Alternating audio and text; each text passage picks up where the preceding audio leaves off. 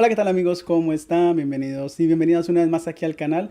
Seguimos haciendo nuestra lección del libro de Hebreos. Hemos llegado a la lección 8, la cual se titula Jesús, el mediador del nuevo pacto. Debemos recordar que el pacto comenzó con Abraham. Sin embargo, Abraham no pudo ser el garante de ese pacto. Así que Dios lo trasladó a Israel, pero Israel tampoco pudo ser el garante porque pecó.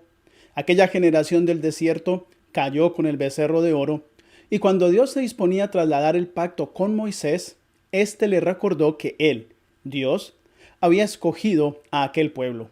Debido al incidente con el becerro, ahora las promesas del pacto se hacían con la única tribu que se mantuvo fiel, con la tribu de Judá, especialmente con el sacerdocio levita. El sacerdocio levita tampoco podía ser el garante del pacto debido a su debilidad. Por todas esas razones, el único garante del pacto podía ser Jesús. Hebreos capítulo 7 versículos 11 al 19 dice lo siguiente: Si, pues, la perfección fuera por el sacerdocio levítico, bajo el cual recibió el pueblo la ley, ¿qué necesidad habría aún de que se levantara otro sacerdote según el orden de Melquisedec y que no fuera llamado según el orden de Aarón? Pues cambiado el sacerdocio, necesario es que haya también cambio de ley. Y aquel de quien se dice esto es de otra tribu, de la cual nadie sirvió el altar, porque sabido es que nuestro Señor vino de la tribu de Judá, de la cual nada habló Moisés tocante al sacerdocio. Y esto es aún más evidente así, a semejanza de Melquisedec, se levanta un sacerdote distinto, no constituido conforme a la ley meramente humana, sino según el poder de una vida indestructible, pues se da testimonio de él. Tú eres sacerdote para siempre, según el orden de Melquisedec. Queda pues abrogado el mandamiento anterior a causa de su debilidad e ineficacia, pues la ley nada perfeccionó y se introduce una mejor esperanza, por la cual nos acercamos a Dios. De acuerdo a lo que acabamos de leer, era necesario que se levantara un nuevo sacerdocio, pues el sacerdocio levita no podía ofrecer la perfección que se necesitaba para lidiar con el problema del pecado. Mucho menos podía ofrecer un camino perfecto hacia Dios. Ninguna de las leyes mosaicas, y ni siquiera los 10 mandamientos, podían ofrecer la salvación. Solo a través de Jesús, la salvación y el pacto podían ofrecerse al pecador. Ahora veamos lo que dice Hebreos 8:1 al 6. Ahora bien, el punto principal de lo que venimos diciendo es que tenemos tal sumo sacerdote, el cual se sentó a la diestra del trono de la majestad en los cielos. Él es ministro del santuario, de aquel verdadero tabernáculo que levantó el Señor y no el hombre. Todo sumo sacerdote está constituido para presentar ofrendas y sacrificios, por lo cual es necesario que también éste tenga algo que ofrecer. Así que, si estuviera sobre la tierra, ni siquiera sería sacerdote, habiendo aún sacerdotes que presentan las ofrendas según la ley. Estos sirven a lo que es figura y sombra de las cosas celestiales, como se le advirtió a Moisés cuando iba a erigir el tabernáculo, diciéndole: Mira, haz todas las cosas conforme al modelo que se te ha mostrado en el monte. Pero ahora tanto mejor ministerio es el suyo, cuanto es mediador de un mejor pacto, establecido sobre mejores promesas. Pablo sigue con su exposición del sacerdocio, para ahora decir que Jesús es el mediador de un mejor pacto. La palabra mediador, en español, no alcanza a manifestar todo el sentido del término en griego. Por ejemplo, cuando buscamos en el diccionario de la Real Academia Española, solo hay una acepción sobre este término que dice: profesional que interviene en la preparación de un contrato de seguro o reaseguro, en su celebración o en su gestión y ejecución. Luego, cuando buscamos el verbo mediar, vemos 9 acepciones, entre las cuales se encuentran interceder o rogar por alguien, actuar entre dos partes para ponerlas de acuerdo, participar e intervenir. El término griego mesites, que se traduce como mediador, deriva de mesos, que significa en el medio, y se usa para referirse a alguien que está en el medio de algo. Un mesites podría ser un testigo legal, un negociador, un árbitro entre dos o más partes, el cual garantiza el cumplimiento de todos los términos del contrato, del acuerdo o del pacto, y también puede ser alguien que se constituye como garantía de un contrato. En Hebreos, Pablo usa mesetes en el sentido de garante, ese garante del pacto. Jesús es la garantía de Dios que las promesas del pacto se cumplirán. Fue la vida perfecta de Jesús, su muerte y su resurrección, lo que permitió que Él fuera el Mesités. La pregunta que surge ahora es, ¿y por qué un nuevo pacto? Antes que nada debemos aclarar que la lección no da el espacio para estudiar todo sobre los pactos bíblicos. Por otro lado, muchos miembros de iglesia no saben sobre los pactos y esto se debe a muchas razones. Sin embargo, para el estudio de esta lección, para este repaso, vamos solo a dar un vistazo general.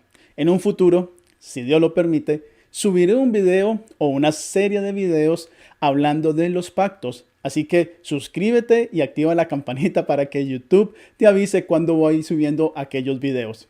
Ahora vamos a leer lo que dice Hebreos 8, versículos 7 al 13. Si aquel primer pacto hubiera sido sin defecto, ciertamente no se habría procurado lugar para el segundo, pues reprendiéndolos dice, vienen días, dice el Señor, en que estableceré con la casa de Israel y la casa de Judá un nuevo pacto, no como el pacto que hice con sus padres el día que los tomé de la mano para sacarlos de la tierra de Egipto. Como ellos no permanecieron en mi pacto, yo me desentendí de ellos, dice el Señor. Por lo cual, este es el pacto que haré con la casa de Israel después de aquellos días, dice el Señor. Pondré mis leyes en la mente de ellos y sobre su corazón las escribiré, y seré a ellos por Dios, y ellos me serán a mí por pueblo. Ninguno enseñará a su prójimo, ni ninguno a su hermano, diciendo, conoce al Señor, porque todos me conocerán, desde el menor hasta el mayor de ellos, porque seré propicio a sus injusticias, y nunca más me acordaré de sus pecados, ni de sus maldades. Al decir nuevo pacto, ha dado por viejo al primero, y lo que se da por viejo y se envejece, está próximo a desaparecer. Ahora veamos lo que dice Jeremías capítulo 31, los versículos 31 al 34. Vienen días, dice Jehová, en los cuales haré un nuevo pacto con la casa de Israel y con la casa de Judá, no como el pacto que hice con sus padres el día en que tomé su mano para sacarlos de la tierra de Egipto, porque ellos invalidaron mi pacto, aunque yo fui un marido para ellos, dice Jehová. Pero este es el pacto que haré con la casa de Israel después de aquellos días, dice Jehová. Pondré mi ley en su mente y la escribiré en su corazón. Yo seré su Dios y ellos serán mi pueblo. Y no enseñará más ninguno a su prójimo ni ninguno a su hermano diciendo, conoce a Jehová, porque todos me conocerán, desde el más pequeño de ellos hasta el más grande, dice Jehová, porque perdonaré la maldad de ellos y no me acordaré más de su pecado. Aparentemente es el mismo pacto. Pablo está citando Jeremías 31, 31 al 34. Sin embargo, Jeremías dice un nuevo pacto. La clave de todo esto está en el versículo 32 de Jeremías 31 y el versículo 9 de Hebreos 8. Allí podemos observar que Pablo reemplazó la frase aunque fui yo un marido para ellos, lo dice allí en Jeremías 31, 32, y Pablo reemplazó eso con la siguiente frase. Como ellos no permanecieron en mi pacto, yo me desentendí de ellos. Y es que la intención de Dios en el nuevo pacto era que la fidelidad de los receptores del nuevo pacto fuera diferente a aquella generación del desierto. Además, se declara como nuevo pacto no porque Dios cambie el contenido del pacto, sino porque cambia el garante del pacto. Al haber un cambio de sacerdocio de Leví a Jesús, también se tiene que cambiar la ley del sacerdocio. Se permutó la ley de los sacrificios que terminó con Jesús en la cruz. Se eliminó la ley del santuario, pues tuvo su cumplimiento también en Jesús. Por lo tanto, se tiene que cambiar la base del pacto, la cual es su garante. Dios no cambió los 10 mandamientos, mucho menos rebajó sus normas en cuanto al pecado, sino que garantiza que en Jesús se cumplirán las promesas del pacto, y entonces espera que la respuesta del creyente en Jesús sea diferente a la respuesta de Israel desde el Sinaí en adelante. En ese contexto, el del nuevo pacto, se presentan las mejores promesas. Sin embargo, esto ha sido mal entendido por muchos porque piensan en que las mejores promesas son mejores recompensas. Sin embargo, las promesas de Dios a Israel son las mismas que nos ofrece a nosotros hoy en día. Observemos lo que dice Hebreos capítulo 11, versículos 13 al 16. En la fe murieron todos estos sin haber recibido lo prometido. Aquí está hablando de los héroes de la fe. sino mirando de lejos y creyéndolo y saludándolo y confesando que eran extranjeros y peregrinos sobre la tierra. Los que esto dicen claramente dan a entender que buscan una patria, pues si hubieran estado pensando en aquella de donde salieron, ciertamente tenían tiempo de volver, pero anhelaban una mejor, esto es, celestial, por lo cual Dios no se avergüenza de llamarse Dios de ellos, porque les ha preparado una ciudad. Por lo tanto, no es que el nuevo pacto tenga mejores promesas, sino que tiene un mejor garante. Sin embargo, solo hay una promesa que sí es diferente en el nuevo pacto en comparación al viejo pacto, y es la promesa del Espíritu Santo. En Jesús podemos disfrutar de esas promesas y con el Espíritu Santo podemos desarrollar un carácter similar al de Jesús para guardar la ley. Ahora la pregunta es, ¿podemos guardar la ley? Para ellos el nuevo pacto, para resolver el problema del pecado en el corazón. Recuerda lo que dijo Jeremías, pero este es el pacto que haré con la casa de Israel después de aquellos días, dice Jehová, pondré mi ley en su mente y la escribiré en su corazón, yo seré su Dios y ellos serán mi pueblo. Esto está en el versículo 33 de allí de Jeremías 31. Ahora comparémoslo con Hebreos 8:10 que dice, por lo cual este es el pacto que haré con la casa de Israel después de aquellos días, dice el Señor, pondré mis leyes en la mente de ellos y sobre su corazón las escribiré, y seré a ellos por Dios y ellos me serán por pueblo. Cuando nosotros leemos esto, tenemos que hacer una conexión allí con el libro de Ezequiel, porque el libro de Ezequiel nos da a nosotros un complemento maravilloso de lo que está queriendo decir Jeremías. Allí en Ezequiel capítulo 36, en los versículos 26 y 27 dice lo siguiente, os daré un corazón nuevo y pondré un espíritu nuevo dentro de vosotros. Quitaré de vosotros el corazón de piedra y os daré un corazón de carne. Pondré dentro de vosotros mi espíritu y haré que andéis en mis estatutos y que guardéis mis preceptos y los pongáis por obra. Ahora, ¿para qué quiere Dios cambiar el corazón? Para que su ley, su carácter y todo lo que Él quiere sea escrito en nuestros corazones. Cambiar ese corazón de piedra por ese corazón de carne que Él nos quiere dar. Una vez más vemos que el pacto no es el problema, sino el corazón humano. El problema no era la ley, ni los 10 mandamientos, sino el corazón. Y solo hay una forma en la que el corazón de piedra puede ser transformado en un corazón de carne. El siguiente capítulo de Ezequiel, el 37, nos da la clave.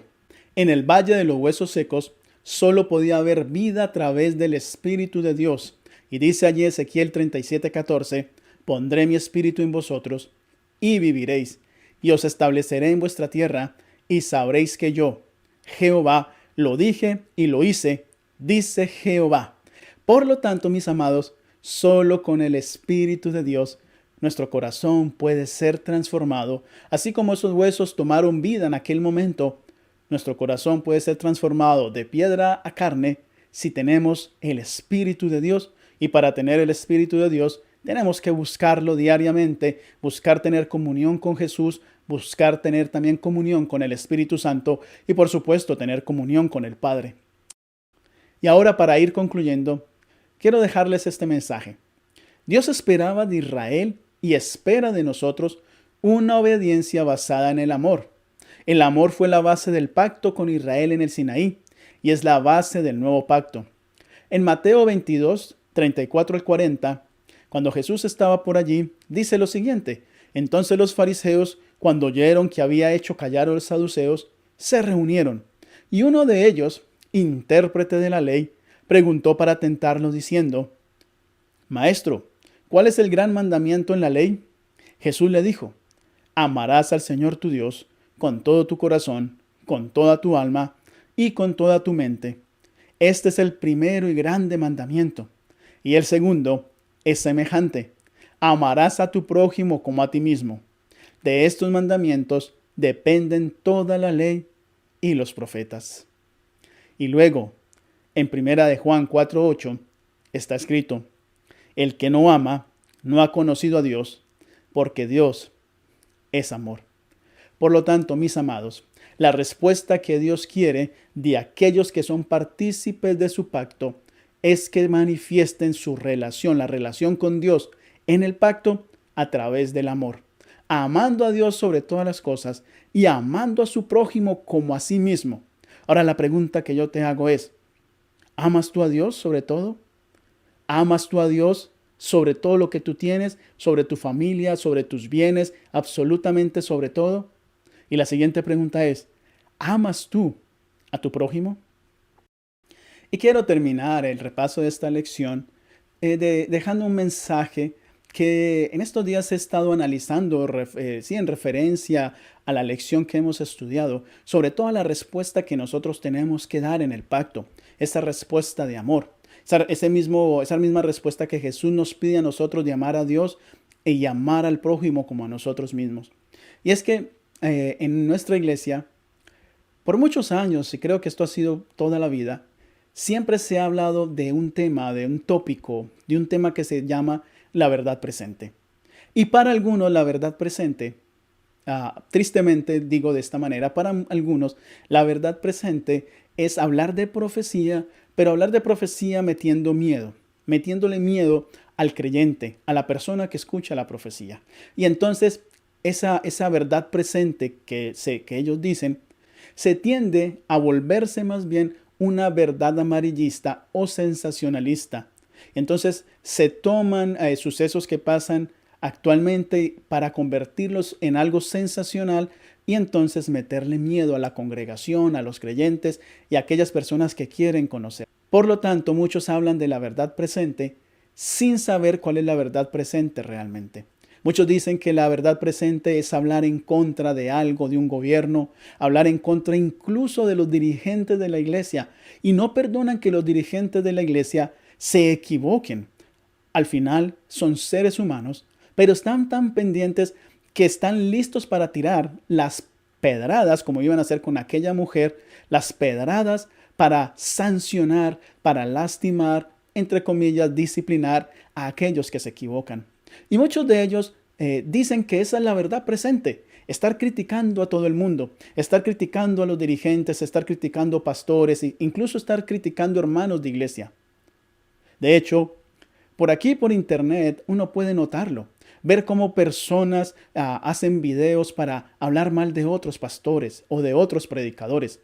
A tal punto que están como los gallinazos, en Colombia le decimos los gallinazos, que son los buitres, en México le dicen los sopilotes, en esos buitres que están ahí esperando que el animalito comience a descomponerse para comérselo, o también es como las águilas esperando a quién atacar.